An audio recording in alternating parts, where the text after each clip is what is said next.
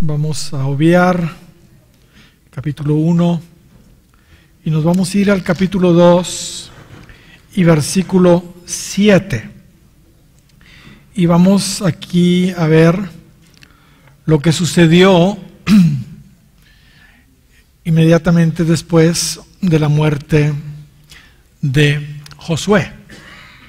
Leamos capítulo 2 y versículo 7 al 10. Dice de la siguiente manera: y el pueblo había servido a Jehová todo el tiempo de los ancianos que sobrevivieron a Josué. Todo el tiempo de Josué y de todo el tiempo de los ancianos que sobrevivieron a Josué, los cuales habían visto todas las grandes obras de Jehová que él había hecho por Israel. Verso 8: pero murió Josué, hijo de Nun, siervo de Jehová, siendo de 110 años. Y lo sepultaron en su heredad en Timnat-Sera, en el monte de Efraín, al norte del monte de Gaas. Y toda aquella generación también fue reunida a sus padres.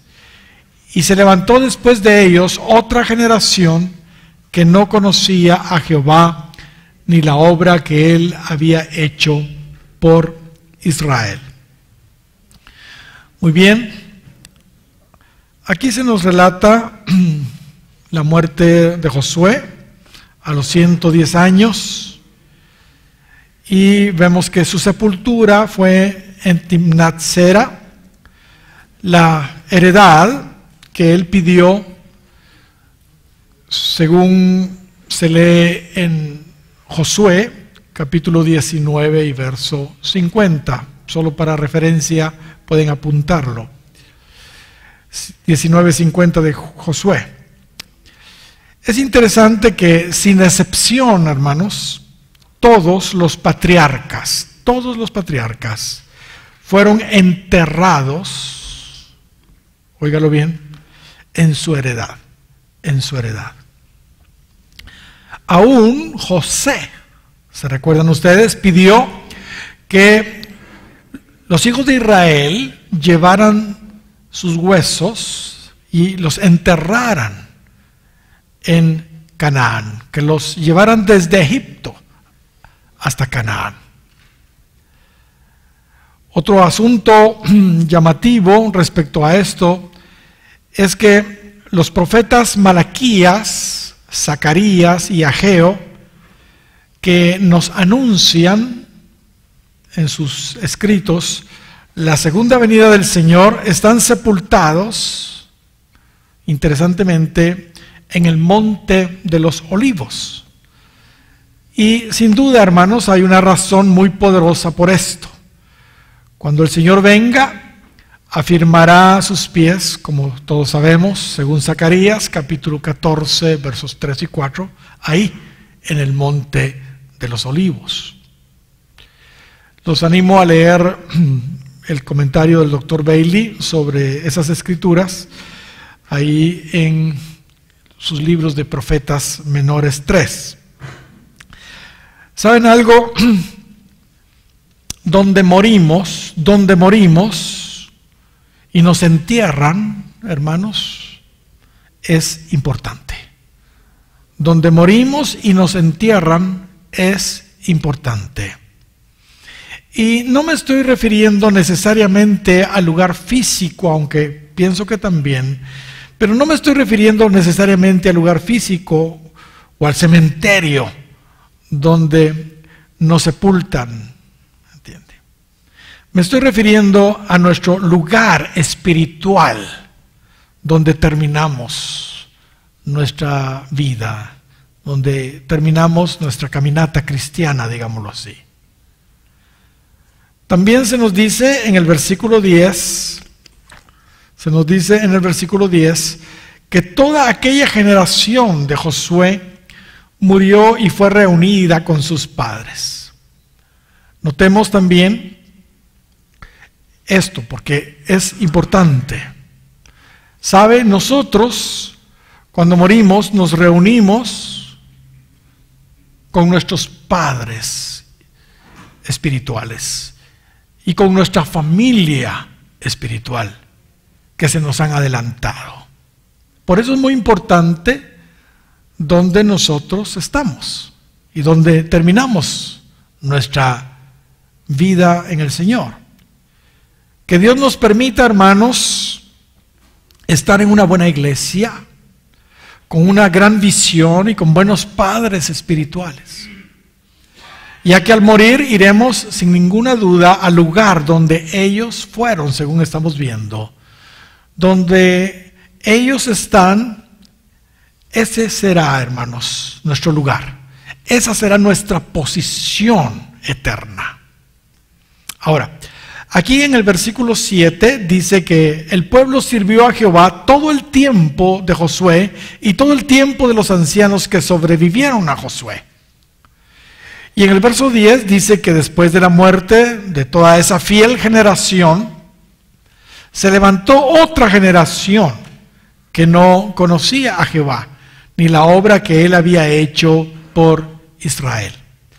El verso 11 dice que empezaron a hacer lo malo ante los ojos de Jehová y sirvieron a los Baales.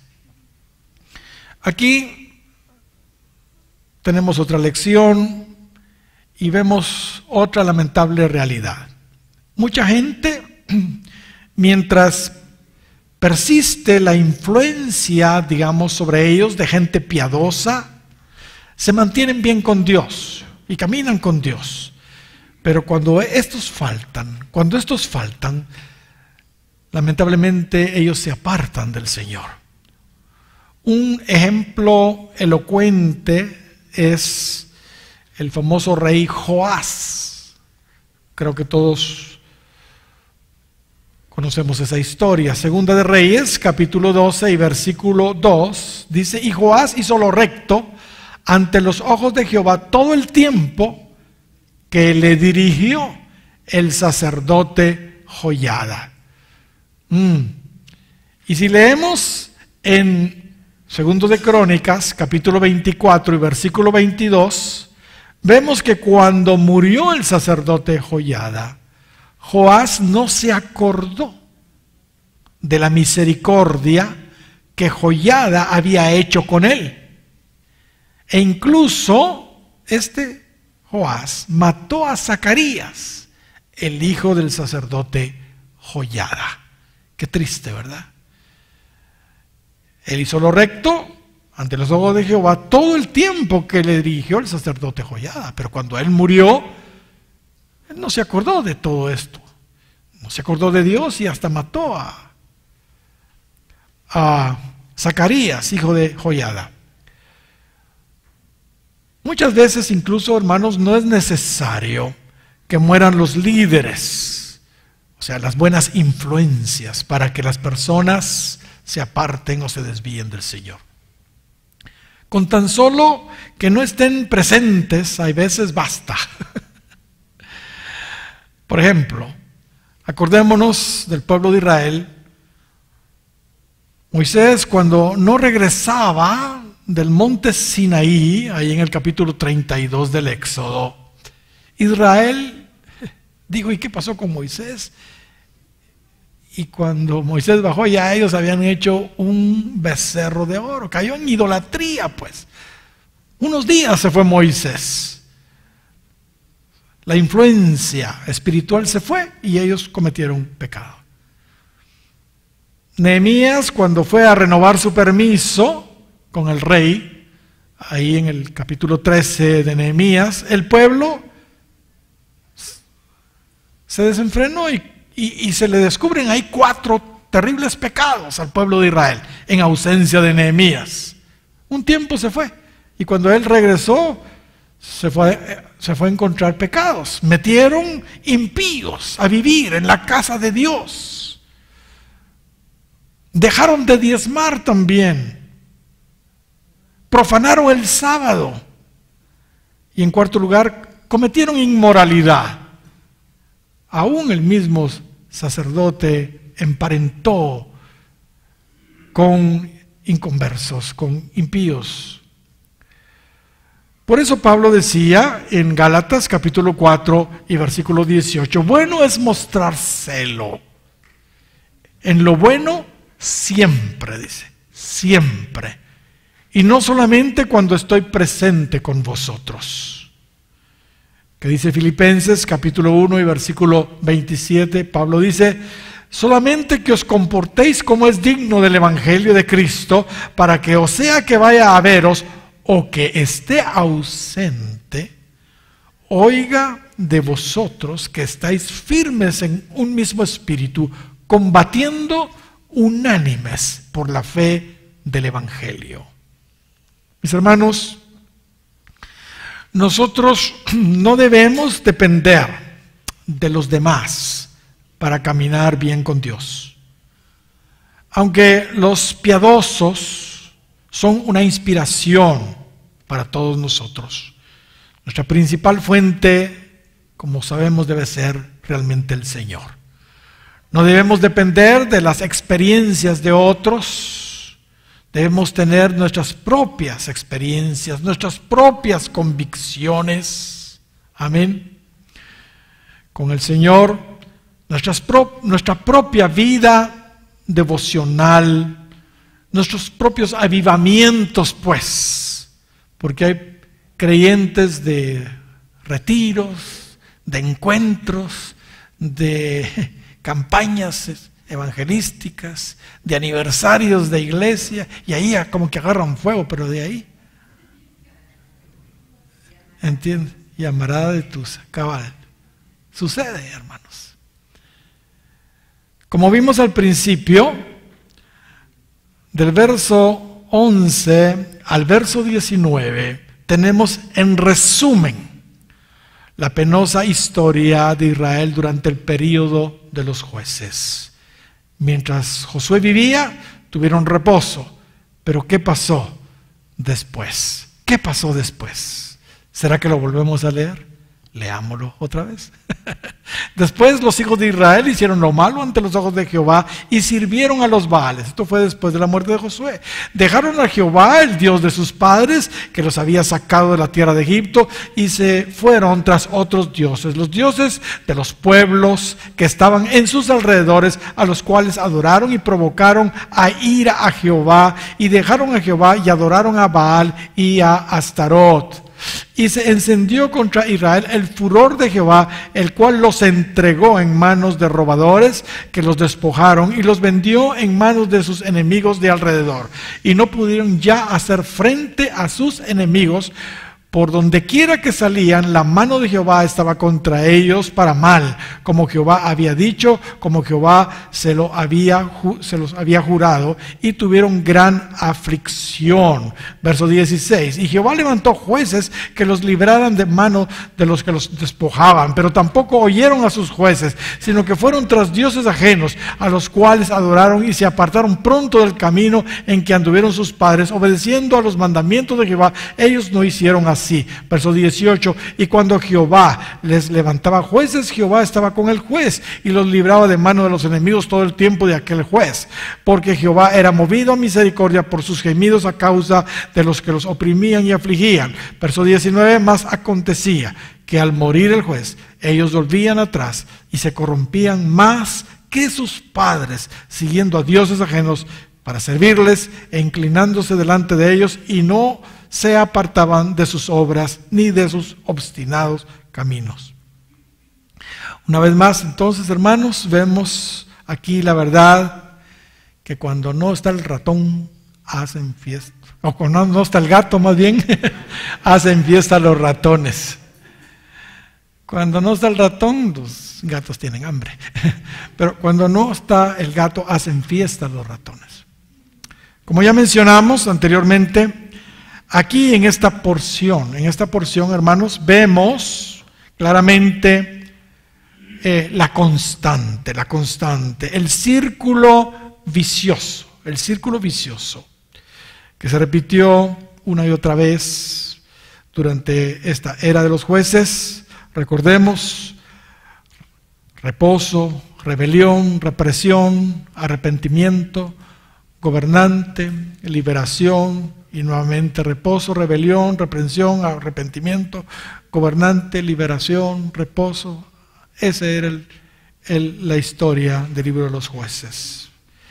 En los versos 20 al 23 vemos que Dios mismo en su ira y por la desobediencia de Israel ya no quiso arrojar más a las naciones sobrevivientes. Permitió que se quedaran para probar a Israel y para ver si procurarían o no seguir el camino de Jehová. Ahora, esto evidentemente, hermanos, es una lección para nosotros. Los enemigos de Canaán nos hablan de pecados, también nos hablan de demonios, para que hagamos la aplicación correcta para nosotros. Los enemigos de Canaán nos hablan de pecados, pero también nos hablan de malos espíritus. Y saben, lamentablemente, nosotros muchas veces, al igual que Israel, por negligencia, no los eliminamos de nuestras vidas. Por el contrario, al igual que Israel, cohabitamos con ellos. Y es por eso que Dios ya no hace nada tampoco para quitárnoslos.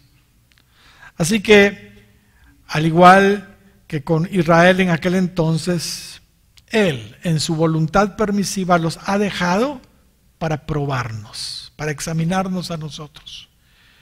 Y por supuesto todos sabemos lo que provoca para los cristianos vivir con pecados y vivir incluso con demonios.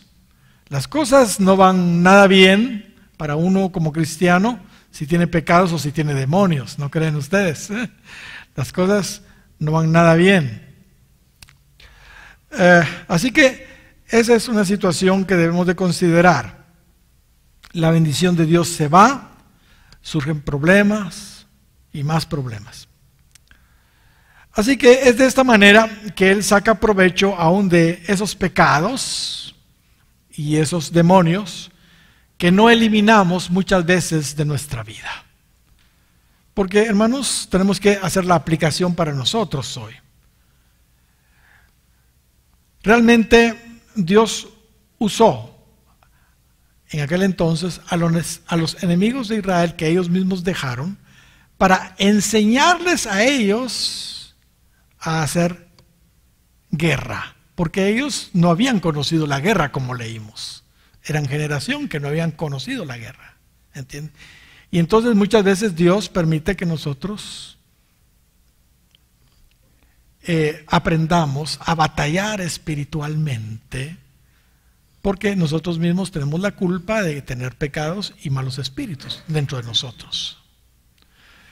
Hermanos, pero la verdad es que nos va tan mal con el pecado, nos va tan mal con los demonios, que finalmente tenemos que clamar al Señor, igual que Israel. Y entonces Él se extiende en misericordia hacia nosotros, así como se extendía en misericordia con ellos. Ahora, por supuesto que eso no es su perfecta voluntad, y eso lo tenemos que entender bien. No es lo ideal. El fin aquí, hermanos, no justifica los medios, no los justifica. Esto no debe ser para nosotros un patrón, pues todas estas cosas les acontecieron a ellos para nuestra enseñanza, no para que se repita eso, pero lamentablemente muchos se han ya acostumbrado a vivir con pecados y demonios. Bueno, Dios va a sacar un provecho de eso. Los va a probar y les va a enseñar a guerrear también. Israel nunca pudo alcanzar el reposo absoluto, según vemos ahí en Hebreos capítulo 4, por ejemplo en el verso 8. Sin embargo, nosotros tenemos una promesa para entrar a su reposo. En el verso 9 dice que hay un reposo para nosotros. Estoy hablando de Hebreos capítulo 4. Y en el verso 11 dice que procuremos nosotros entrar en ese reposo. Y que no caigamos en semejante ejemplo de desobediencia como cayó Israel. Mis hermanos, entrar en el reposo de Dios para nosotros hoy es dejar de hacer finalmente las obras de la carne, ¿entiende? O sea, dejar de pecar, pues. Eso es básicamente entrar en el reposo para nosotros hoy, ¿entiende? Pero no solo eso, por supuesto, es también estar libres de malos espíritus. Libres de malos espíritus. Gloria al Señor. Muy bien. Capítulo 3. En los primeros 5 versículos se nos enumera las naciones que Dios permitió que se quedaran en Canaán para probar a los hijos de Israel si obedecerían sus mandamientos o no, y como ya vimos, para enseñarles también a la guerra, para enseñarles a la guerra. Aunque la perfecta voluntad de Dios era que los enemigos fueran totalmente exterminados, Él los usó, como ya dijimos, para probarlos y para que conocieran la guerra, Estas pues son las naciones que dejó Jehová para probar con ellas a Israel. Y todos aquellos que no habían conocido todas las guerras de Canaán, solamente para que el linaje de los hijos de Israel conociese la guerra, para que les enseñasen a los que antes no la habían conocido.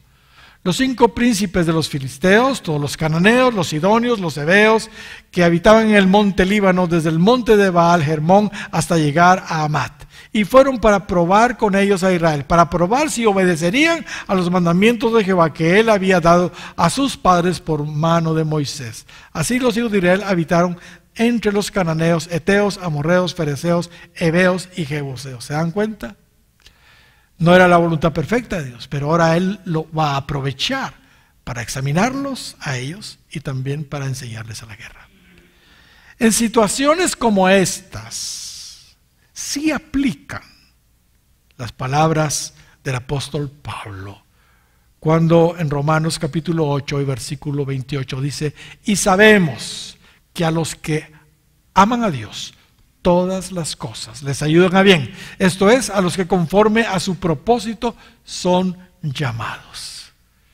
Y hermanos, digo que en situaciones como estas aplica esa escritura. Porque hoy toda la gente hace cualquier cosa y dice: es que todas las cosas ayudan a bien, es que todas las cosas ayudan a bien. Como que fuera la perfecta voluntad de Dios. No, que Dios va a sacar un provecho de eso, definitivamente, pero no era su perfecta voluntad que se hiciera eso, ¿entiende? Gloria al Señor. No nos equivoquemos, el hecho que Dios saca provecho, hermanos, por su misericordia y en su soberanía de nuestros errores, no significa que estemos en la perfecta voluntad de Dios. Ese no es el plan A, sino el plan B de Dios, la voluntad permisiva. Amén. Pero leamos el versículo 6. Y tomaron de sus hijas por mujeres, y dieron a sus hijas, y dieron sus hijas a los hijos de ellos, y sirvieron a sus dioses, Dicho y hecho, ¿verdad? Qué triste. Israel no pasó la prueba. ¿Ok? Los dejó para probarlos, para examinarlos, pero ellos no pasaron la prueba. ¿Saben? Israel no tenía excusa, hermanos, no tenía excusa. Pues Moisés, antes de morir, en las riberas del Jordán, les repitió nuevamente la ley, y entre los mandamientos que les recordó fue precisamente eso, que no hicieran alianzas con los enemigos para no caer en la idolatría de ellos. Porque eso es lo que estamos viendo aquí en el verso 6. Tomaron de sus hijas por mujeres y dieron sus hijas a los hijos de ellos y sirvieron a sus dioses. Mire lo que dice Moisés ahí en Deuteronomio capítulo 7. Ya se los había advertido, no tenían excusa. Y Jehová tu Dios las haya entregado delante de ti y las hayas derrotado, las destruirás del todo. Eso era lo que había que hacer. No harás con ellas alianza, dice. no tendrás de ellas misericordia. Ese era el mandamiento, acabar con todos. Pero ellos los dejaron vivos, hicieron alianza con ellos.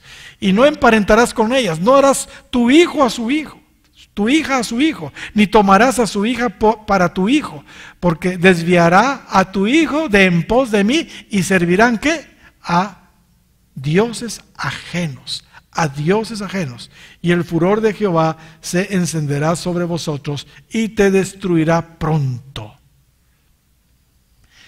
Dios ya se los había dicho, sin embargo, eso fue precisamente lo que hicieron, lamentablemente. Eso fue lo que hicieron. Pregunto, ¿cuántos de aquí todavía no se han casado? No levante la mano. Esta es una gran lección. Recuérdenla por el amor de Dios muy bien. La lección de esa época. En realidad, esta es una verdad que fluye por toda la Biblia. Mire lo que Pablo dice. No os unáis en yugo desigual. No os unáis en yugo desigual con los incrédulos. Porque qué compañerismo tiene la justicia con la injusticia, y qué comunión la luz con las tinieblas. ¿Y qué concordia Cristo con Belial? ¿O qué parte el creyente con el incrédulo? ¿Y qué acuerdo hay entre el templo de Dios y qué? Los ídolos. Es que ahí está. Juntarse con alguien que no profesa nuestras mismas convicciones, ¿entiende? Nos va a conllevar automáticamente a la idolatría.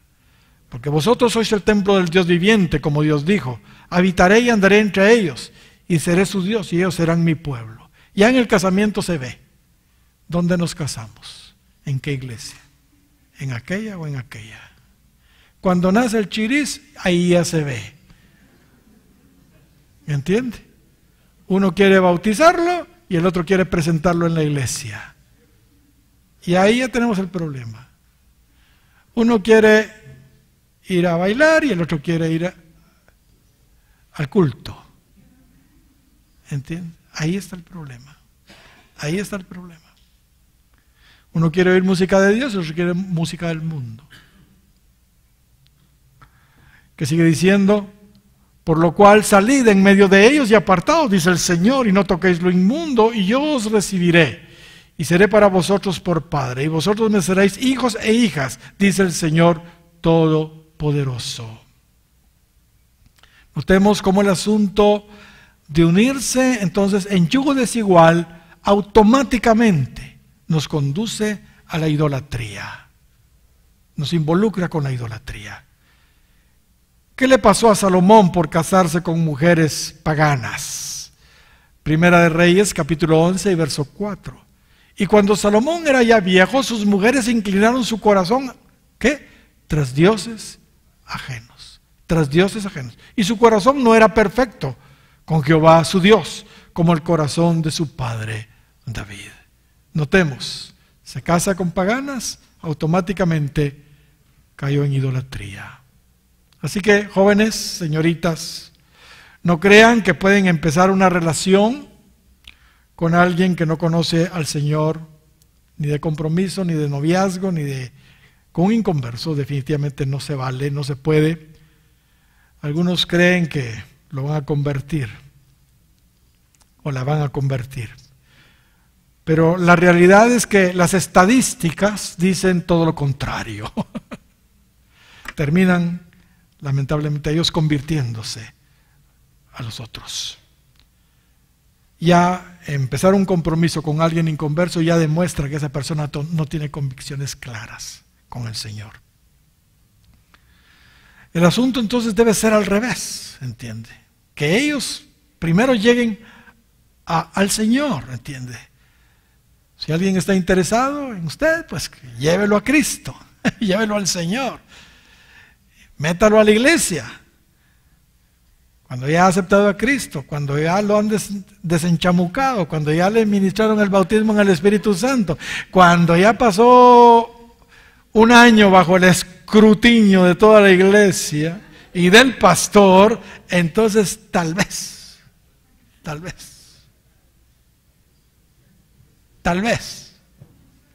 Porque hay unos talistes que hacen todo el mate.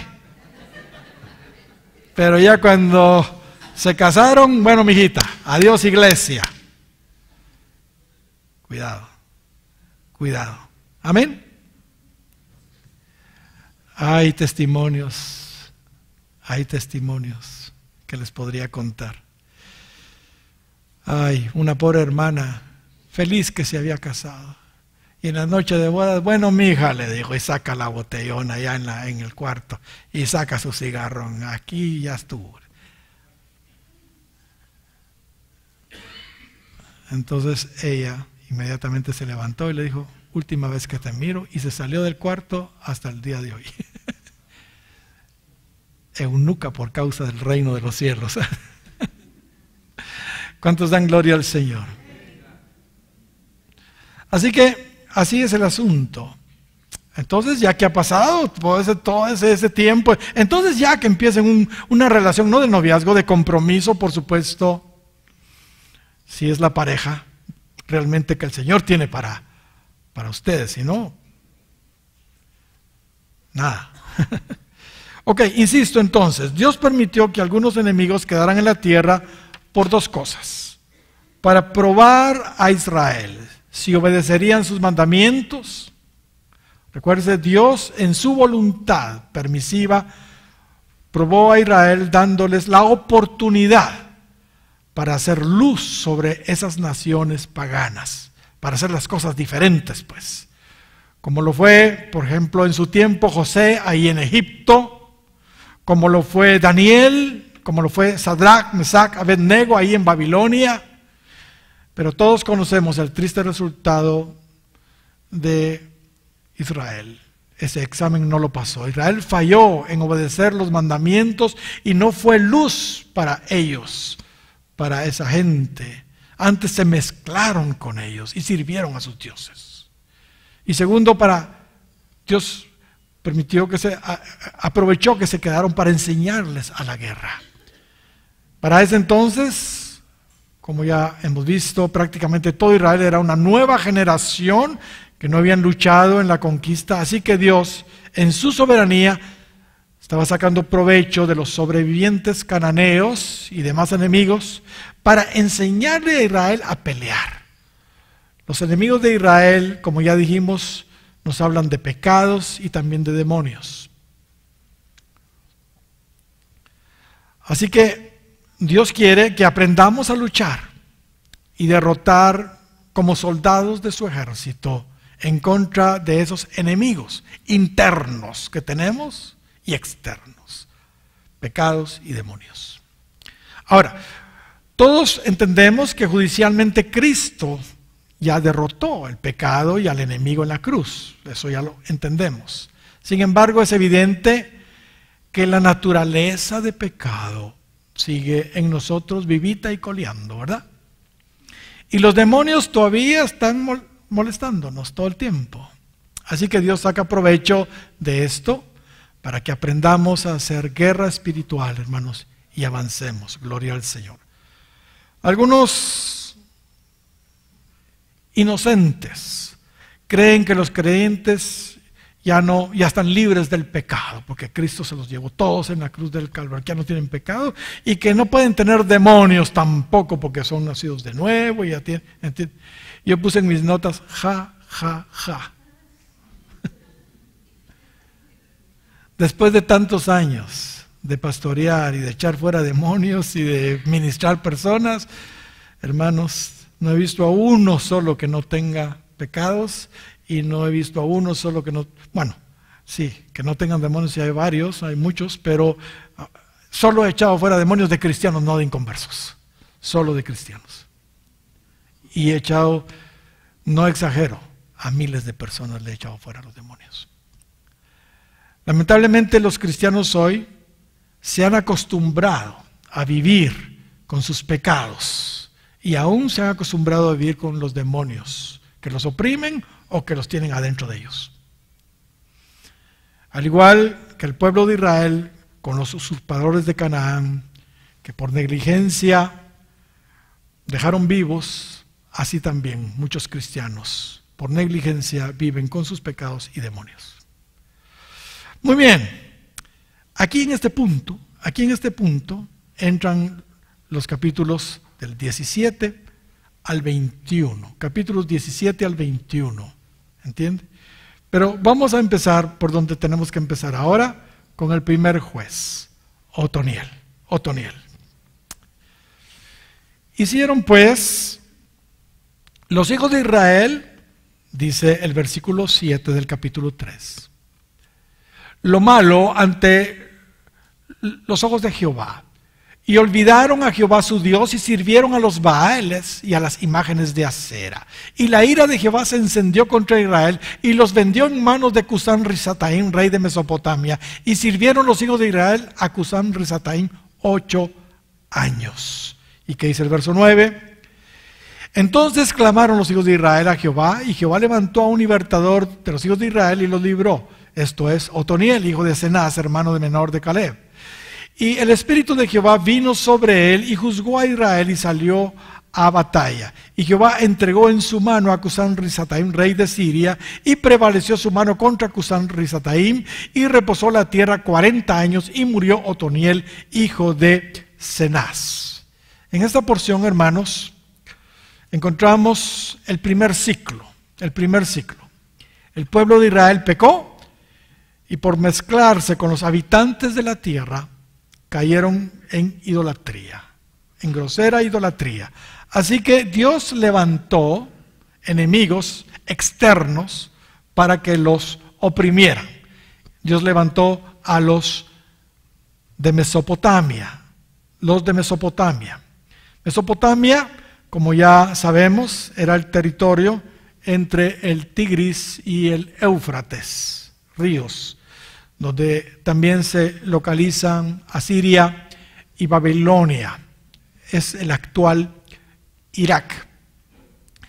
El rey de ellos se llamaba Cusán Risataim. El nombre Cusán probablemente venía de Cus, padre de Nimrod, quien edificó Babilonia. Ahora, Risataim significa doblemente impío. Su nombre entonces fue Cusán, doblemente impío. Se cree que fue más bien un apodo por su terrible reputación. Era un hombre malvado. Como ya hemos mencionado y continuaremos viendo en la medida que veamos los diferentes ciclos en el libro de los jueces, cuando el pueblo de Dios hacía lo malo, Él mismo los entregaba en manos de impíos, para ser gobernados y disciplinados por ellos. Esto nos muestra que es Dios, y eso de alguna manera tenemos que entenderlo, quien tiene el control, porque es Dios el que los está entregando. Eso quiere decir que es Dios el que está tomando el control del asunto. Y es Él quien quita y pone gobernantes, como dice Daniel capítulo 2 y versículo 21. En un sentido, cada pueblo, hermanos, tiene el gobernante que se merece. Todo el poder y autoridad viene de Dios, y su pueblo lo que le corresponde es, como Pablo dice a los romanos, someterse a las autoridades superiores. Nos gusten o no nos gusten. Es algo que le cuesta muchas veces al pueblo de Dios, pero Pablo lo está diciendo, y los gobernantes que él tenía, esos sí eran malos. César Nerón, ¿entiende? Sin embargo, él dice, sométase toda persona a las autoridades superiores. Por malos que puedan ser nuestros gobernantes, no se pueden comparar a él. Eso es lo que la Biblia dice y es lo que tenemos que hacer, es lo que nos corresponde hacer. El Salmo 75 y verso 6 dice, porque ni del oriente, ni del occidente, ni del desierto viene el enaltecimiento, mas Dios es el juez. A este humilla y a aquel enaltece. Ahora, después de estar sufriendo 8 años bajo la opresión del rey este mesopotamio llamado doblemente impío o doblemente malvado, el pueblo de Israel, como ya vimos, clamó a Dios, y el Señor les levantó el primer juez, les levantó a Otoniel. Otoniel era un hombre aguerrido, era sobrino de otro tremendo hombre de Dios, compañero de Josué, el legendario Caleb. Otoniel, por conquistar Kiriat Sefer, Caleb le dio a su hija Acsa en matrimonio. Recordemos rápidamente esa historia porque es una gran lección para nosotros. Jueces capítulo 1 y verso 10. Vamos a retroceder para ver la historia. Y marchó Judá contra el cananeo que habitaba en Hebrón, la cual se llamaba antes Kiriat Arba, e hirieron a Sesai, a Aimán y a Talmai. De ahí fue a los que habitaban en Debir, que antes se llamaba Kiriat Sefer.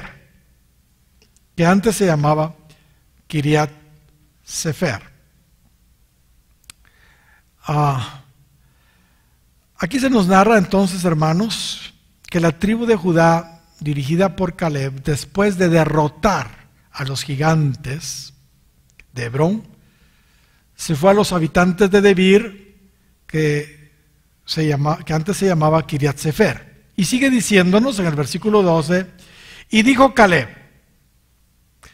el que atacare Kiriat Sefer y la tomare, fíjese bien, el que atacare Kiriat Sefer y la tomare, yo le daré a Acsa, mi hija, por mujer.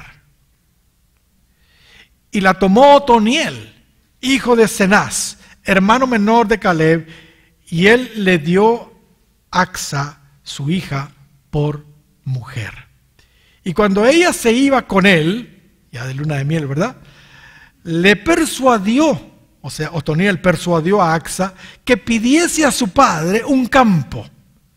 Y ella se bajó del asno. Y Caleb le dijo: ¿qué tienes? Y ella entonces le respondió: concédeme un don, puesto que me has dado tierra del Negev, o sea, árida, dame también fuentes de aguas. Entonces Caleb les dio las fuentes de arriba y las fuentes de abajo. Uy, qué historia, ¿verdad? Bueno, aquí vemos que debido a que Otoniel derrotó a los de Kiriat Sefer, que no era fácil conquistar Kiriat Sefer, era algo muy difícil y esa fuera prueba de fuego, Caleb le dio a su hija Acsa por mujer. Ahora, un detalle interesante es que cuando Otoniel, el recién casado, ya se iba con su esposa, Acsa, él persuadió a Acsa que le pidiera a su padre, como leímos, mejores tierras para labrar. Y ella, ni lenta ni perezosa, accedió. Así que se bajó de su asno y le pidió a su padre mejores tierras, diciéndole: concédeme un don, puesto que me has dado tierras del Negev, o sea, tierra muy seca, un sequedal. Dame también fuentes de agua. Y dice la narración que Caleb les concedió fuentes de arriba y las fuentes de abajo. Ahora, ¿qué lecciones prácticas, hermanos, podemos sacar de esta historia? ¿Qué lecciones prácticas? En primer lugar, vemos que Caleb quería para su hija Acsa, fíjese bien, alguien con pantalones, alguien osado, alguien de veras valiente, igual que él, porque vaya si no lo era Caleb, ¿entiende? A propósito, una de las connotaciones de la palabra Caleb en el original es impetuoso. Además de eso, Acsa, igual, debido a que su padre, hermanos, era la figura de varón con la que ella creció, porque es lo que ella conocía, seguramente quería a alguien igual que su tata, a alguien valiente, igual que su papá, por esposo, ¿entiende? Así que Caleb quiso ayudarla, poniéndole a su futuro yerno una tarea muy difícil. Amén. Gloria al Señor. Creo que los padres no debemos dar tan ligeramente, hermanos, a nuestros hijos o a nuestras hijas, a cualquiera. Es lo que yo veo en la Escritura. Fíjese que, por ejemplo, si hay algo bueno que se le pueda atribuir a Labán, al tío Labán, es que le enseñó a trabajar a Jacob. Porque ese Jacob era un bueno para nada, ¿entiende? Pero lo hizo trabajar, lo hizo trabajar. Los padres no debemos dar tan ligeramente a nuestros hijos. Él para dar sus hijas, primero el otro tuvo que sacar la tarea.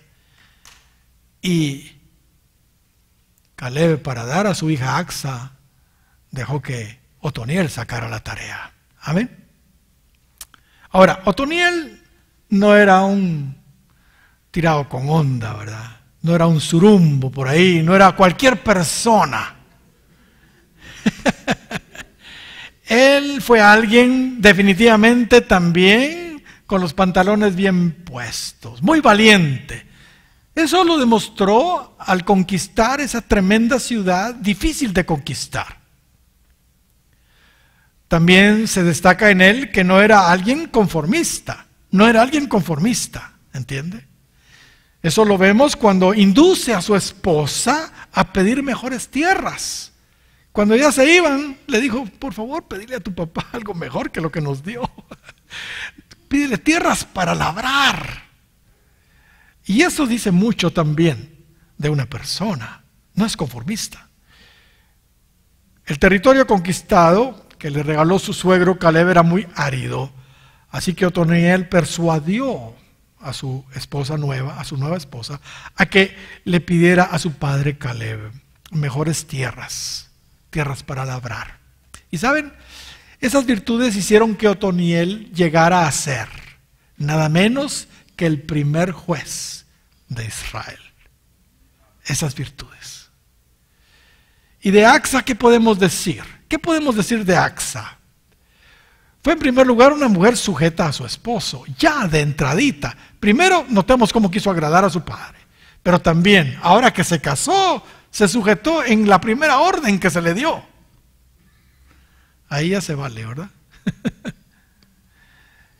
Sujeta a su esposo, le obedeció a su propuesta.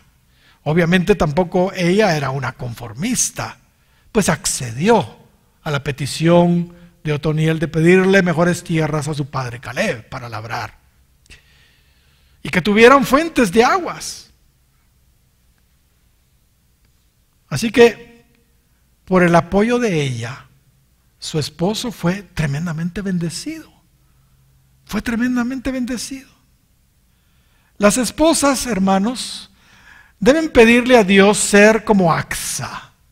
Pedirle a Dios ser como Acsa, ser una buena influencia para apoyar a sus esposos a prosperar y a ser bendición para ellos, ¿entiende?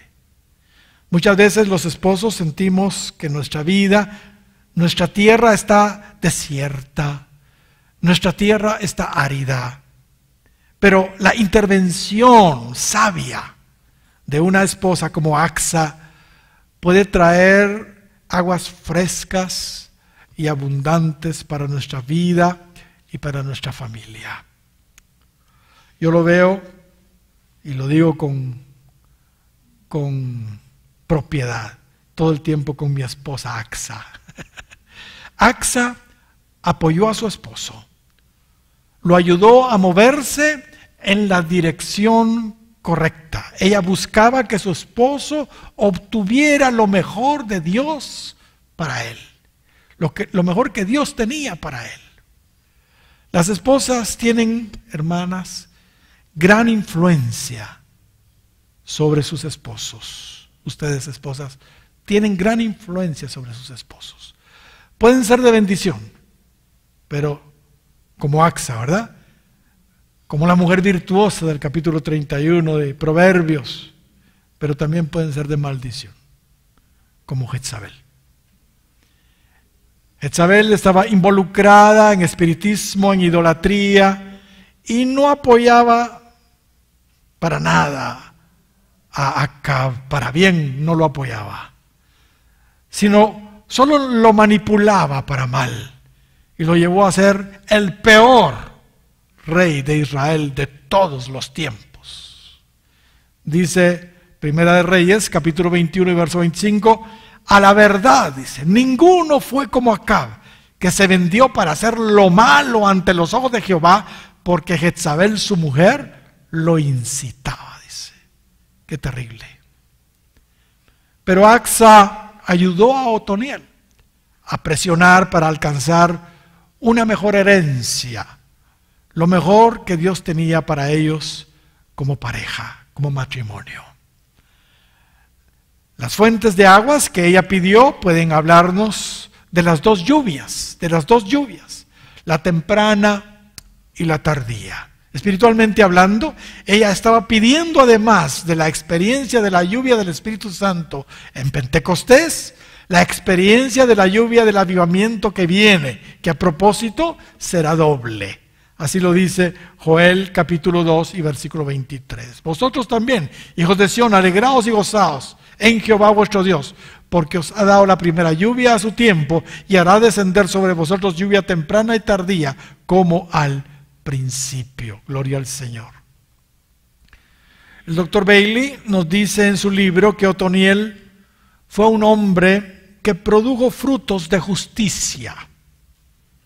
También dice que su vida nos inspira a ser honorables y sobre todo nos enseña a fluir en un mismo sentir con la esposa que Dios nos ha dado. El poder de un hombre se multiplica, hermanos, cuando fluye unánimemente con su esposa. Uno de vosotros, dice la Escritura, hace huir a 1000. Sin embargo, dos, cuando están en un mismo sentir, hacen huir a 10,000. Así lo dice el 32 de Deuteronomio y versículo 30.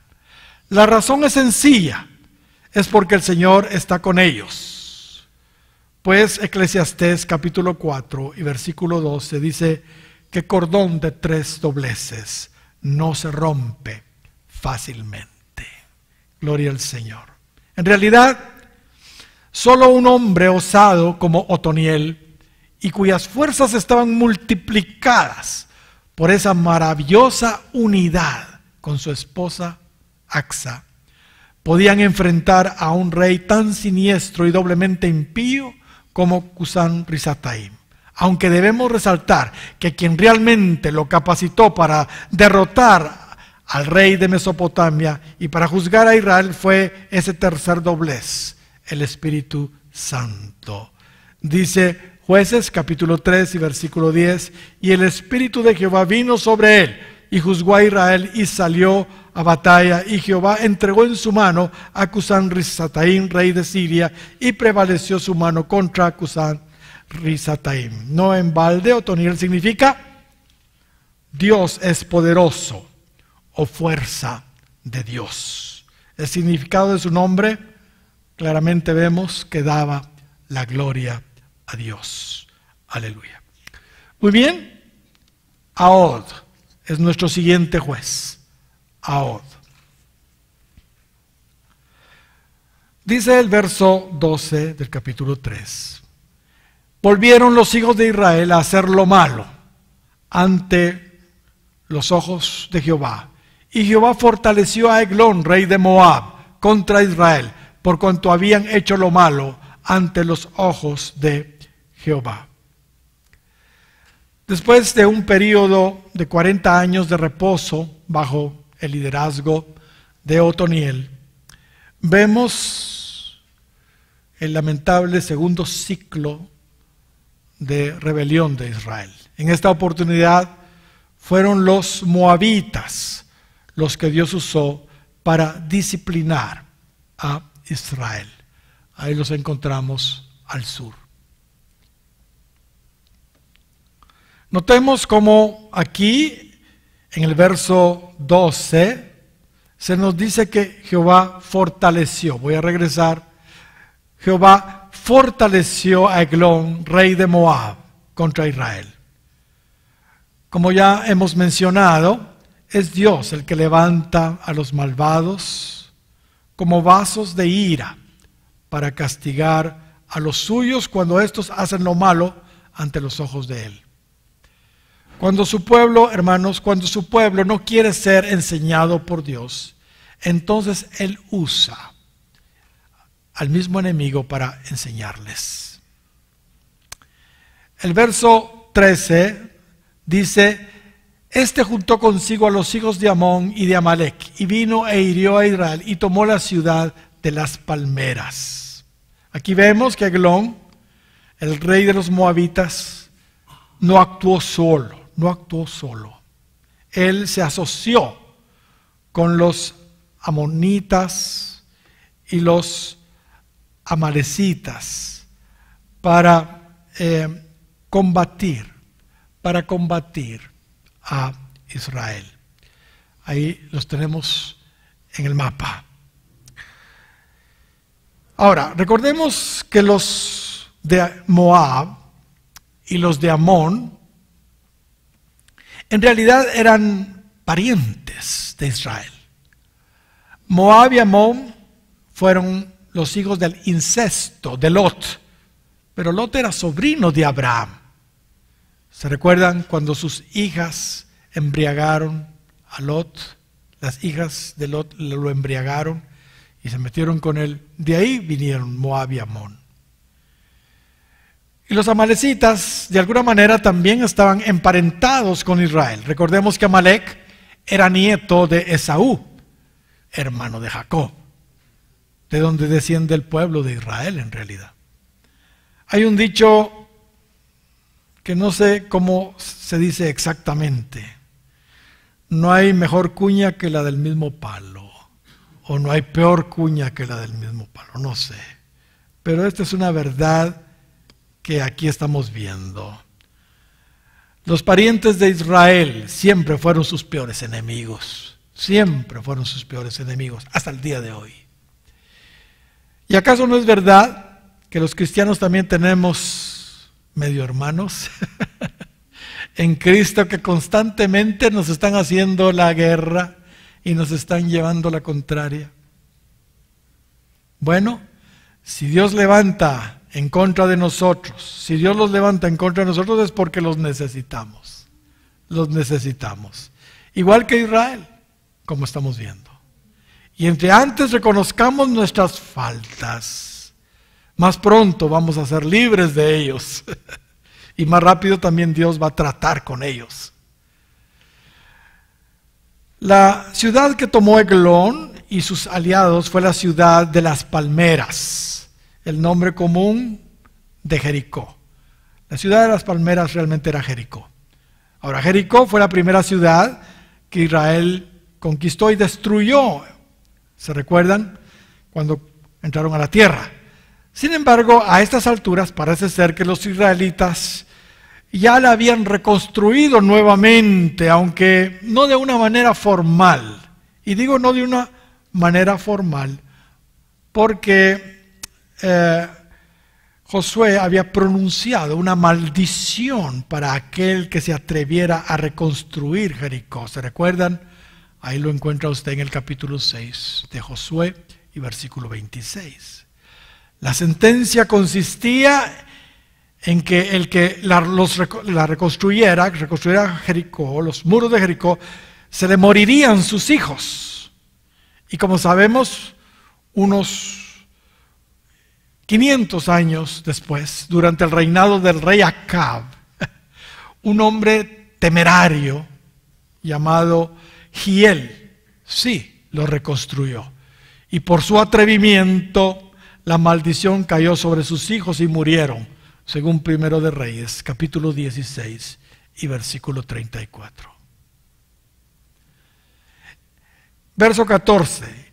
Y sirvieron los hijos de Israel a Eglón, rey de los moabitas, 18 años. 18 años. El número 18 se relaciona con columna, según descubrimos en Primero de Reyes, capítulo 7 y versículo 15.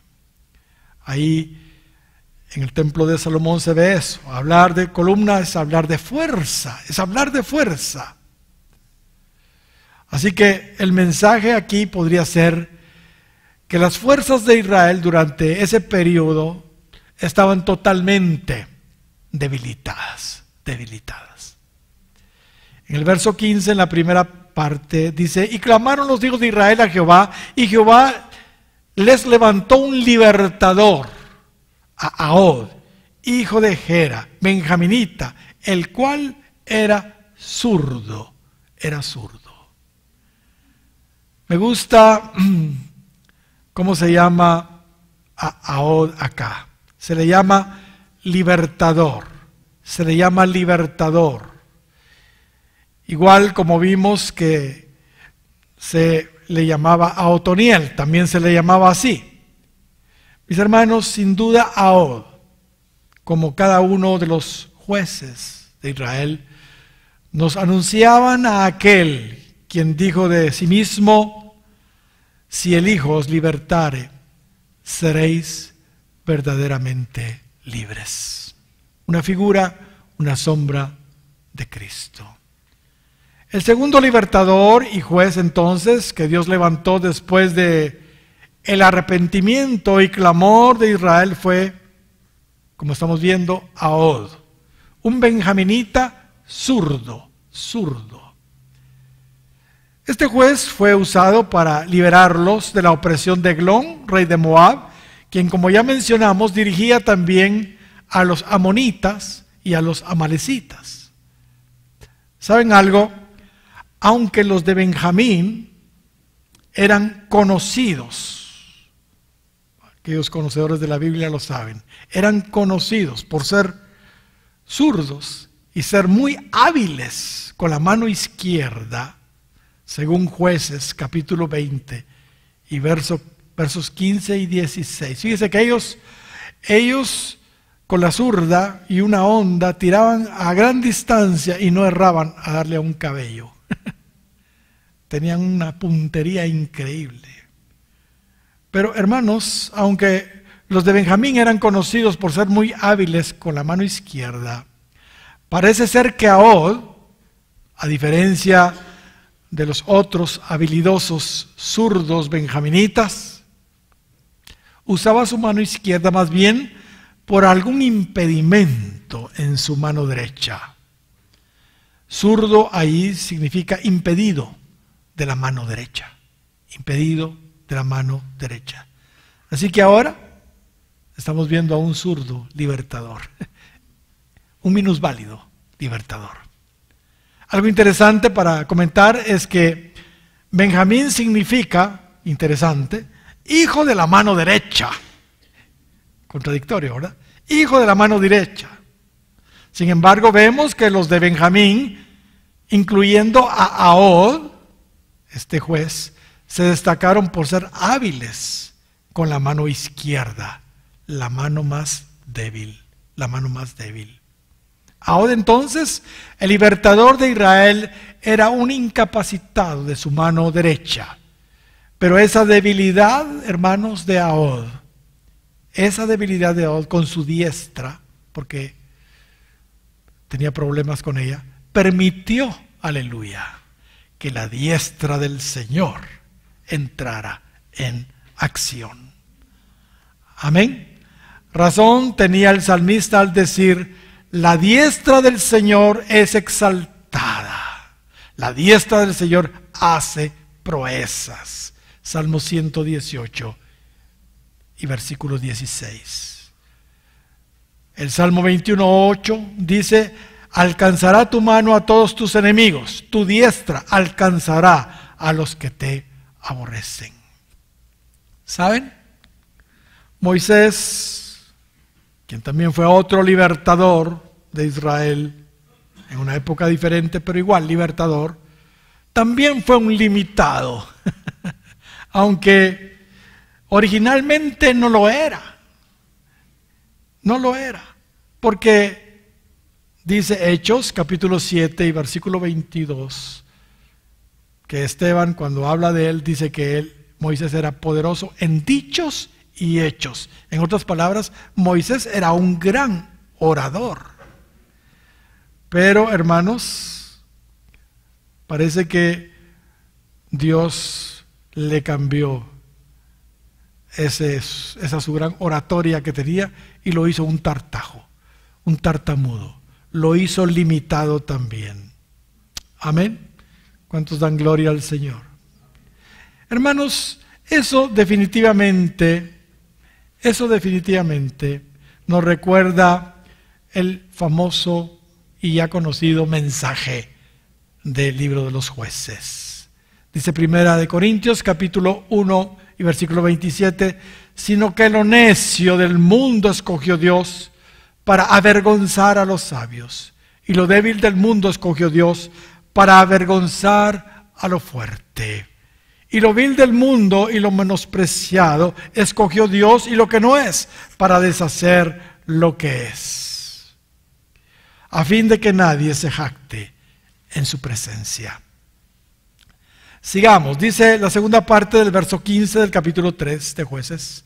Y los hijos de Israel enviaron con él un presente a Eglón, rey de Moab. O sea, con Ahod, los hijos de Israel enviaron un presente al rey de Moab. Este versículo, hermanos, nos muestra que Ahod debió ser un hombre muy notable para que lo hayan comisionado para eso. Fue el elegido por el pueblo de Israel para llevar un regalo, nada menos que al rey moabita Eglón. La intención de Israel quizá era diplomática, era un poco política, para congraciarse de alguna manera un poco con el rey Eglón, quien los tenía esclavizados. Sin embargo, debemos entender que el plan de Dios y de Ahod era otro. El plan era ejercer la justicia divina, dando muerte al rey, a Eglón. Sigamos. Verso 16. Y Ahod se había hecho un puñal de 2 filos, de un codo, fíjese bien, de 2 filos, de un codo de largo, y se lo ciñó debajo de su vestido a su lado derecho. Acuérdense que él era zurdo. Y se lo puso del lado derecho. Amén. Ahod escondió debajo de sus vestidos, del lado derecho, una daga, por lo que estamos viendo aquí, corta, de 2 filos, de un codo, unos 45 centímetros tal vez. Ese era un lugar inusual en realidad para llevar un arma. Sin embargo, para él, para Ahod, era el lugar más cómodo para sacar esa arma, esa daga, en el momento oportuno, siendo que él era zurdo. Si tenía la mano mala, la derecha, y no la podía usar, esta era la manera correcta. Por eso lo puso del lado derecho. No tenemos ninguna evidencia, hermanos, bíblica, que el pueblo sabía los planes de Ahod. O sea, ellos lo mandaron para congraciarse con el rey Eglón, llevándole un presente. Pero Ahod, callada la boca, llevaba otros planes. No tenemos ninguna evidencia de que el pueblo sabía lo que Ahod estaba planeando. ¿Sabe? Hay cosas que los grandes hombres de Dios y líderes no deben divulgar al pueblo. Solamente que Dios, por supuesto, se los autorice. Jesús dijo a sus discípulos en Juan capítulo 16 y versículo 12, aún tengo muchas cosas que deciros, pero ahora no las podéis sobrellevar. Incluso, hermanos, hay revelaciones que Dios nos autoriza, que Dios no autoriza, a sus siervos a que las divulguen, Revelaciones que Dios les da, que son solo para ellos, o por lo menos son para darlas en el tiempo que Dios quiere que las den, pero no en el momento que las reciben. Son exclusivas para ellos o para un tiempo que no es ese momento.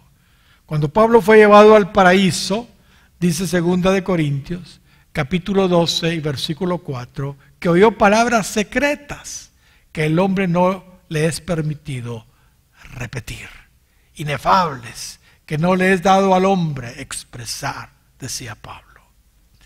Ahora,